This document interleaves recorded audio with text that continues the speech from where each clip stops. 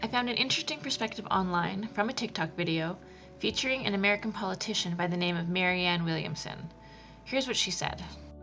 Some anthropologists found that there was a small part of the population of chimpanzees in this chimp village called a troop that seemed to display depressed behavior. They didn't eat with the rest of the chimps. They didn't play with the rest of the chimps. They didn't sleep with the rest of the chimps.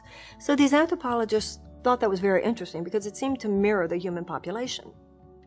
So what they did was they took the so-called depressed chimps away for 6 months.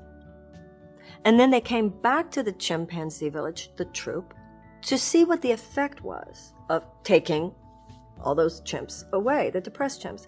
And I've asked audiences all over, what do you think they found? Most people say more had become depressed.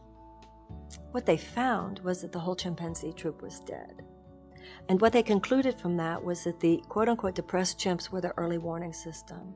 They were the chimps who could discern that snakes were coming, or elephants were coming, or storm clouds were coming, or earthquakes were coming, or tornadoes were coming.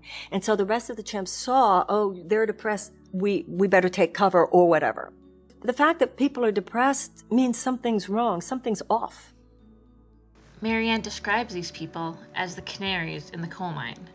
The problem is, we live in a system that believes that if there's something wrong, the problem lies with the canaries and not with the coal mine, which is why this perspective is so profound. Now, suppose we apply this principle to a religious context. In that case, we will likely find the same thing: individuals who separate themselves from the group and people who don't want to socialize or worship with others, but who are still there experiencing that religion from a distance. But what if leaving the group isn't an option? Perhaps because the group is your family or your nation or a religion or a way of thinking that you are bound to by culture. And what if the group remains bent on ignoring the signs of impending doom made evident by the painful emotional discernment of some of its members? Then what do we do? Do we brace ourselves for the fall?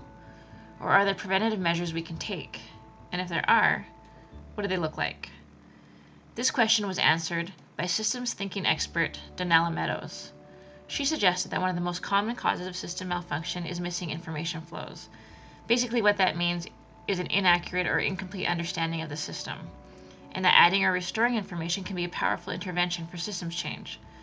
Consider how her analogy clarifies this principle.